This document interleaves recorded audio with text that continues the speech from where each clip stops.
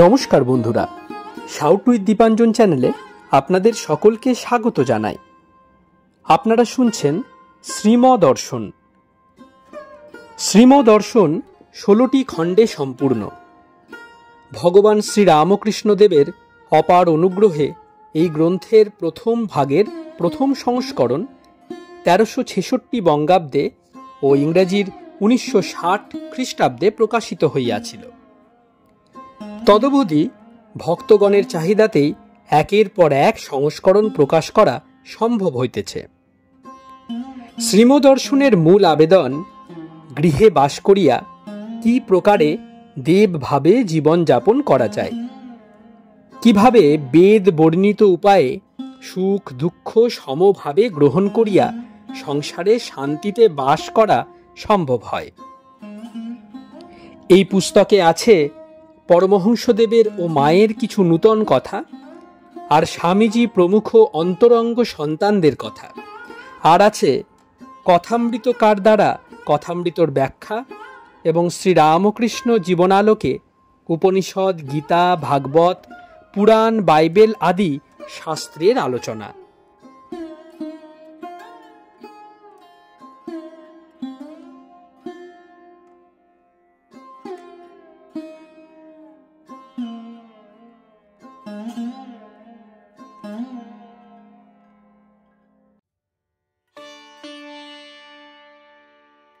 আপনারা শুনছেন স্বামী নিত্যাত্মানন্দ বিরচিত শ্রীমদর্শন, আজ 147তম পর্ব। আসুন আজকের পর্বটি আমরা শুরু করি।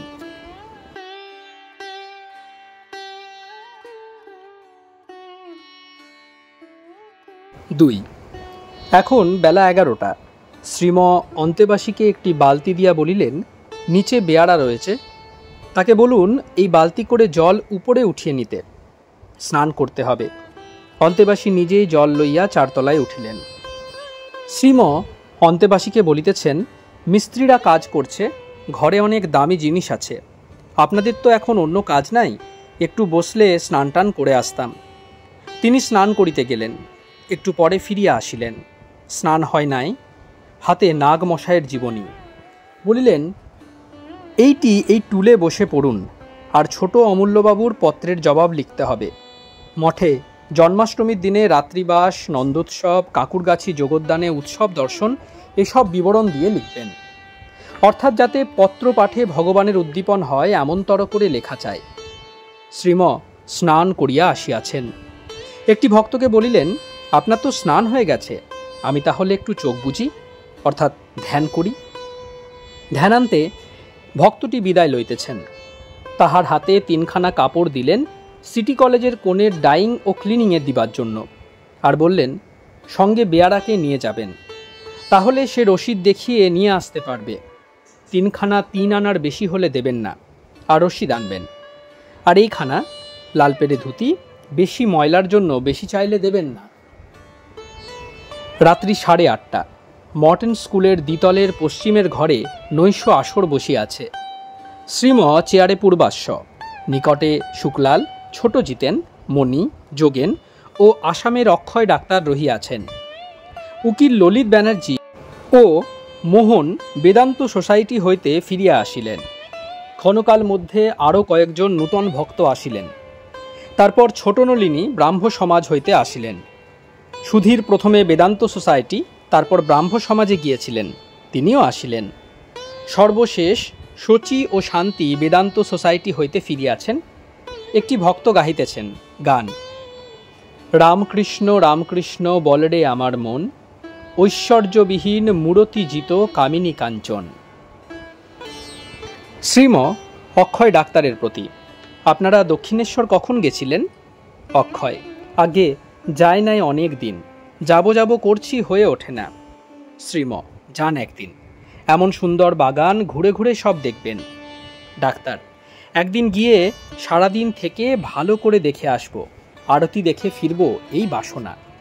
শ্রীম, তা বেশ, কিন্তু কাল পরশুর মধ্যে একবার দেখে আসুন ফস করে, পরে না হয় গিয়ে ভালো করে দেখবেন। ভক্তদের বেলুর মঠ ও দক্ষিণেশ্বর পাঠাতে শ্রীম কতই না ভাব, ভাষা ও উপায় অবলম্বন করিয়া থাকেন।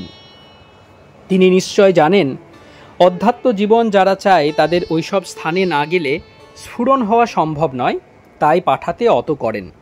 এ যেন বুঝিয়েই হোক কিংবা জোর করে ধাক্কা মেরেই হোক অমৃত সাগরে ফেলে দেবার চেষ্টা। এবার যুক্তির পর ডাক্তারের হৃদয় আক্রমণ করিলেন। শ্রীম ডাক্তারের প্রতি, যান একবার, আমাদের বড় উপকার হবে, এসে সব বলবেন, এতে আমাদেরও যাওয়া হয়ে যাবে। ওল্ড ম্যান কিনা, ইচ্ছা করলেই যাওয়া হয় না। আপনারা যুবক, ইয়াং ম্যান, যা ইচ্ছা করতে পারেন। আমাদের বড্ড উপকার হবে, যান। তবে আরতি দেখলে শেষ জাহাজ পাবেন না। ডাক্তার, আগে যাব। আপনার আদেশ, যেতেই হবে। আমার ভাই বালিতে আছে, সব বন্দোবস্ত করে নিব। শ্রীম, তা বেশ বেশ, 2-1 দিনের মধ্যেই একবার চান। যাবার সময় মঠ দর্শন হবে স্টিমার থেকে। অক্ষয়, নিশ্চয় যাব। বীরেন বোস কবে আসেন এখানে? শ্রীম, রবিবারে দক্ষিণেশ্বর যান, ওখানকার ফেরত মাঝে মাঝে এখানে আসেন। অক্ষয়, আমায় বলেছিলেন বীরেনবাবু অ্যাটর্নির কাজ ভালো লাগে না, ছেড়ে দিবে। শ্রীম, তা লাগবে না, ঈশ্বরেতে মন পড়ে আছে। কিরণবাবু দক্ষিণেশ্বরের চার্জ নিয়েছেন, মানে এখন আমাদেরই হলো। মঠ সুপারিশ করেছেন, জজের তো আর লোকাল নলেজ নাই, তাই রেফারি করেছিল একজনকে। 5 জনের মধ্যে কিরণবাবুই হলেন। ভক্ত লোক আর অনেক কাজ, তবুও নিয়েছেন ঠাকুরের কাজ বলে। বেশ হলো, দেখে আসুন। 3.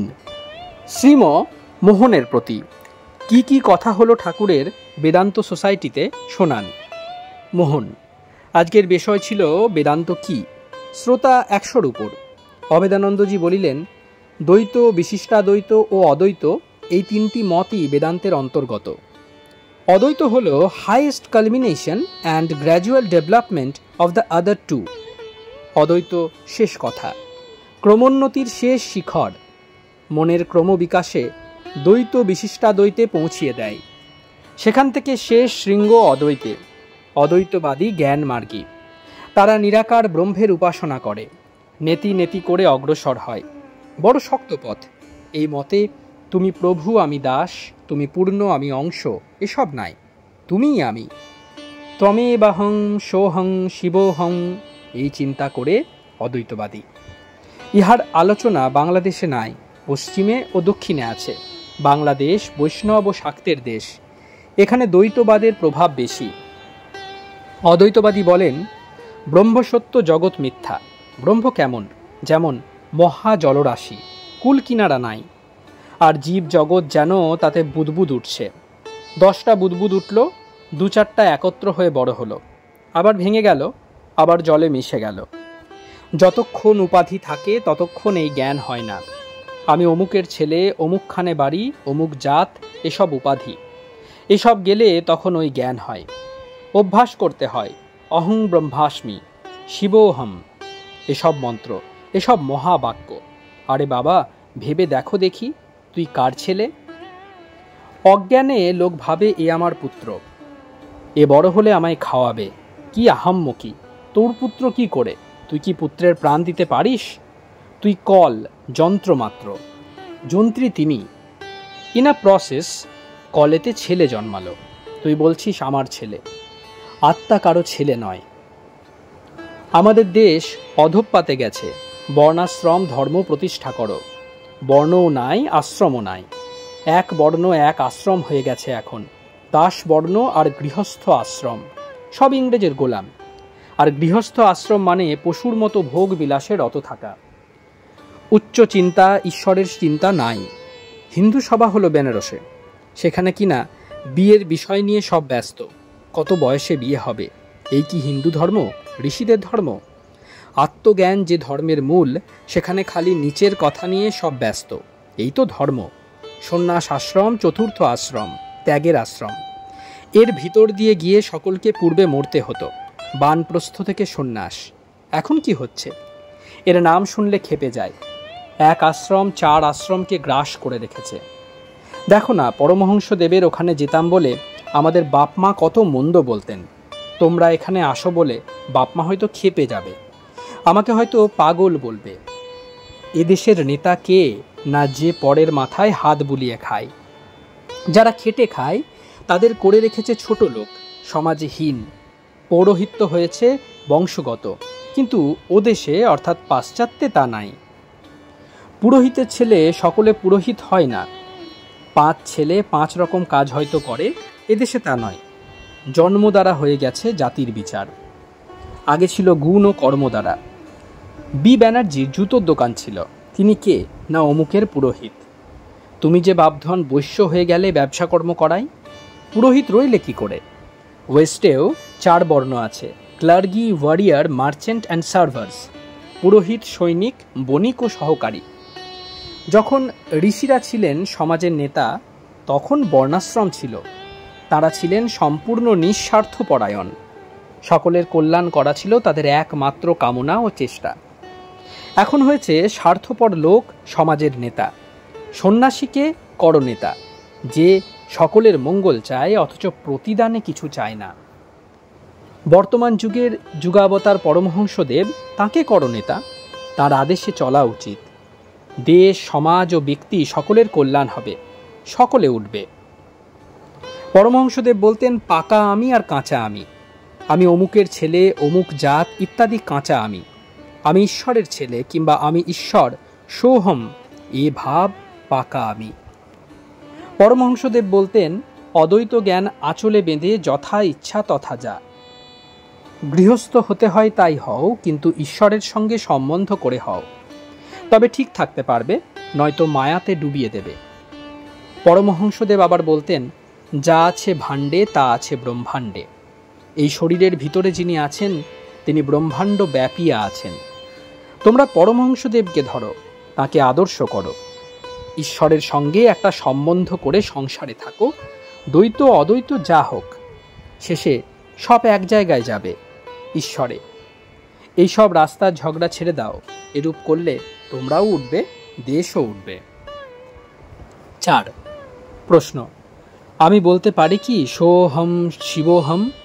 উত্তর, খুব পারো। ছেলেবেলা থেকে শিক্ষা করা ভালো তত্ত্বমসি, তুমি সেই আত্মা। প্রশ্ন, প্রার্থনার আবশ্যকতা কি? উত্তর, দ্বৈতবাদীদের খুব আবশ্যক, এসেন্সিয়াল। জ্ঞানমার্গীদের দরকার নাই। তারা কাকে করবে প্রার্থনা? তারা নীতি নীতি বিচার করে, ভাবে সোহম, আমি নিজে পরমাত্মা, ব্রহ্মা, তাই তাদের দরকার নাই। ভক্তিমার্গীদের দরকার অত্যন্ত। পরমহংসদেব বলতেন, শুদ্ধা ভক্তি আর শুদ্ধ জ্ঞান এক, শেষে দুই এক স্থানে মিলিত হয় ঈশ্বরে। প্রার্থনা আবার দুরকম আছে, সকাম ও নিষ্কাম। চণ্ডীতে সকাম প্রার্থনার কথা আছে, রূপং দেহি জয়ং দেহি যশো দেহি দিশো জহি ভার্যাং মনোরমাং দেহি মনবৃত্তনু সারিণীম। ইহা খারাপ নয়, কিন্তু এতে শাশ্বত শান্তি সুখ লাভ হবে না। তাই নিষ্কাম প্রার্থনা করতে হয়, যেমন তোমার পাদপদ্মে শুদ্ধা ভক্তি দাও, জ্ঞান দাও, বিশ্বাস দাও, এতে চির শান্তি সুখ লাভ হবে।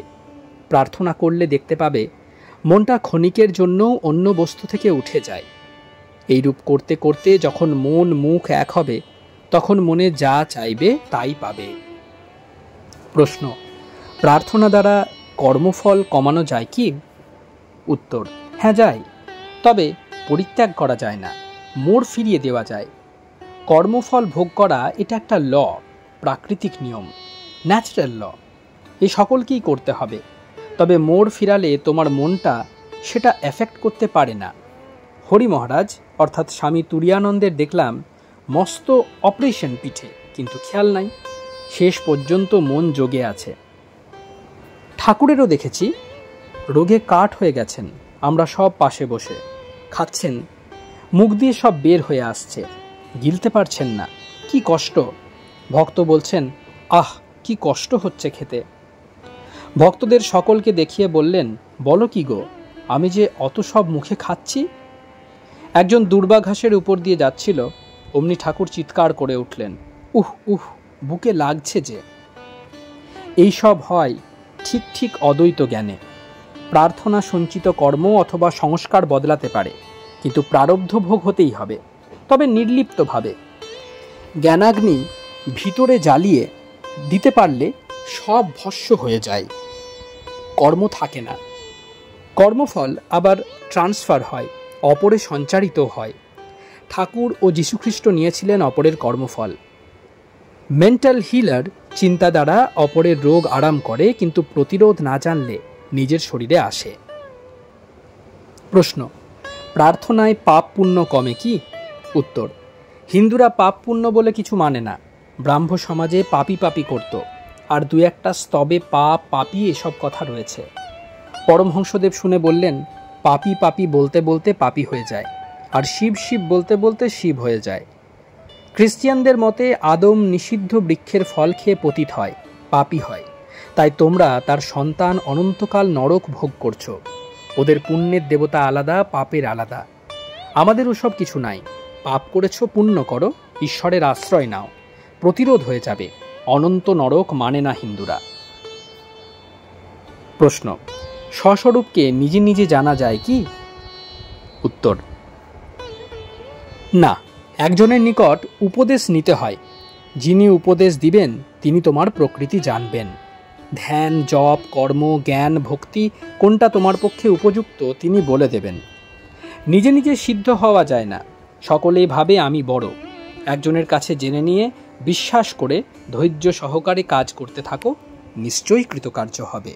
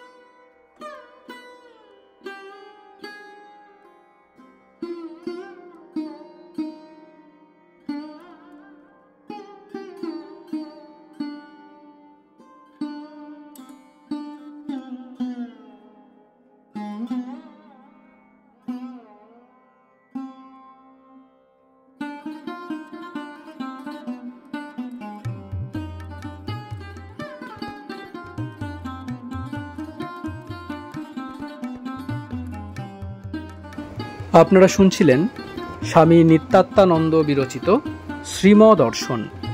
আজ 147তম পর্বটি আপনাদের কাছে পরিবেশন করলাম। আমাদের ভিডিওগুলি কেমন লাগছে আমাদের জানান।